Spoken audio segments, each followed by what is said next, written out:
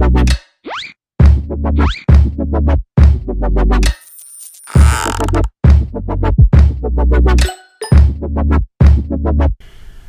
I'm Sarah. I'm Drew. I'm Emma. And I'm Hazen. And we're back with another Anderson Family Review for Let's Table It. Today we're talking about Dorfromantik, designed by Lucas Sack and Michael Palm. And it's published by Pegasus Spiele. Let's see how it plays. This is how you play Dorfromantik. It is very simple. You have two types of tiles. You have landscape tiles that have a windmill on the background, and you have goal tiles that have a speech bubble on the back. At any time, you must have 3 goal tiles on the board. These are telling you the type of terrain you need to connect and how many tiles of that type that you need to connect in order to score that goal. For example, here we have a railroad goal of 4 tiles, so we would need to have a 4-length railroad in order to score that tile. Here we have a 5 village, so we need to have 5 tiles connected that are in one single village in order to score this, and again a 5 river, so a 5 tile long river. There are 3 different terrain types: grain, village, and forest, and there are 2 other types of terrain that are important for connecting, which are rivers and railroads. The only rule that you must follow for placing tiles is you must connect rivers to rivers. So for example, this tile I could not place like this because those rivers are not connecting. I must place it like this so the rivers connect, or I would start a new river going a different direction. I just cannot have a river going into another area. Same thing for railroads. There are no restrictions as far as terrain types. I could connect these grains together if I wanted to. I could connect this grain with this village, or I could connect it so it is like this. Those edges do not matter. It is just the rivers and the railroads. So let's see how this works. We have 3 goal tiles on the board right now, so we must draw a landscape tile. We're trying to complete these goals so that we can draw more goal tiles, because the end of the game is when we run out of landscape tiles. So the more goal tiles we can go through, the better.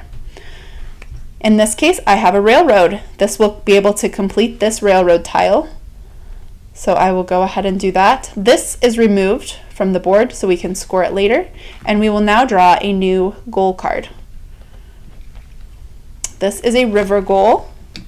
Let's see, we have a 6 river. You can build goals onto each other or onto completed areas. In this case, I have a 5 river goal here, so it makes sense that I would want to connect the 6 river goal. Now, when this river is 5 tiles long, this tile will be removed, and then I can add 1 more tile to it in order to achieve this 6 goal. However, if I were to draw a 4 water tile and I had already completed a 5, I would not be able to add that because it is too long already. You can't just keep building on those goals in order to make it the right number. It has to be 4, then 5, then 6. It couldn't be 6, then 5, then 4. Hopefully that makes sense. And then we have another area that we could score here. You notice this forest area has a flag in it. At the end of the game, we will score our flag area if it is enclosed. Right now, we would not score it because we have an open edge here. But now that we have 3 goal tiles, let's go ahead and draw a landscape tile. And this one is the perfect fit for right here. However, we do still have one other open area here. So perhaps we would be able to add a tile such as this to close this off. Now we have no open forest edges, and at the end of the game, this would score us 1, 2, 3, 4, 5, 6, 7 more points. You continue playing, laying tiles, drawing new either landscape tiles if you have 3 goals on the board, or goal tiles if you have completed your goals until your landscape tiles run out. At the end of the game, you tally up your score. You score however many forest tasks and tasks for all of the landscapes and railroads and rivers. Then your flag areas. Each landscape area will have a flag tile, and you will score those if you are able to enclose them. You will also score for the longest railroad that you have and the longest river that you have. There are other things that you can unlock that will help you score more points as you go. You tally up all of those points, and then you check your campaign. This is a campaign that we have started. You can see we have not scored super great so far. So this means that on our first game, we scored this as our high score, and we were able to cross off 3 circles on our path here. 1, 2, 3. We were able to open box 1 and discover something new. And then on our next game of this campaign, we actually only scored for 2 marks off, so we have continued and haven't been able to open our box 2. You have other achievements over here you can keep track of, and you are just trying to work your way up that score pad until you can cross off those 15 at a time. You have lots and lots to discover in Dorfromantik. Okay, so what did we think? I really liked it because, well, it's a tile-laying game, but it's also cooperative, unlike most tile-laying games. What about you, bud? I like that there's flags in the game and that, gets you a lot more points than you think you're gonna score.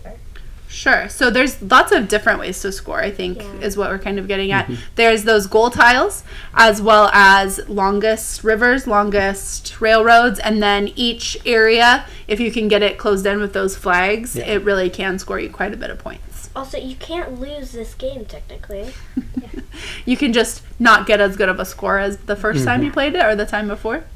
Yes. Yeah, I like that it's cooperative, which almost always works for our family. It's pretty relaxed. There isn't some kind of win-lose, which we weren't sure going into it, kind of what we'd think, but it's hit the mark. It's hard. It's kind of hard to stop. You just kind of keep wanting to play, and it's almost relaxing in that respect. This is one that I am going to have to admit I was completely wrong about. I thought that this game was not going to be for me. I didn't think the whole concept of, as a group, you just make all these decisions together. Like, you're not actually just making a decision by yourself and then having the rest of the group help you with it. You are just beating a score and trying to unlock things. I originally thought that did not sound fun at all. And then we got the game and we tried it. And I think over the course of 3 days, we played it at least 6 times. And I just can't stop. That's that puzzly nature. I want to keep playing it. I want to see if I can get a better score. I want to see what's coming next. It's addicting. It is super addicting. Are there any negatives? Maybe that sometimes there's a bit of a luck aspect, and 2 of us are not known for being lucky. Yeah, it definitely is dependent on not just what tile you draw, but also the goal that you draw and those combinations and when things come up. You know, if certain ones come up before higher numbers, you're really set up well, but otherwise it can feel like you're really battling uphill. Yeah. Yes, when that luck is on your side and you draw a 4-tile goal and then a 5-tile goal and then a 6-tile goal and then you can complete them all very quickly, it is very, very satisfying. And when it's the opposite direction, it can feel very, very frustrating. Or when that one tile that is going to cross the railroad and the river and you don't get that one until the very end of the game, that can be really frustrating as well. Or if it's like a goal and it's so frustrating because it's a goal tile. Yes. Yeah. So there are definitely some, but I kind of think those frustrations make you want to keep playing it. Like, make you want to see the next time maybe I can do a little bit better. And the nice thing about it is it's such a light game. It's an easy game. Setup doesn't take much. The rules are simple, that it really, even though you might say frustrating, it's not to that point where you just want to put it away. No, it's a good frustration in that you want to keep playing. You want to try it again. You want to see if you can do better. Yeah.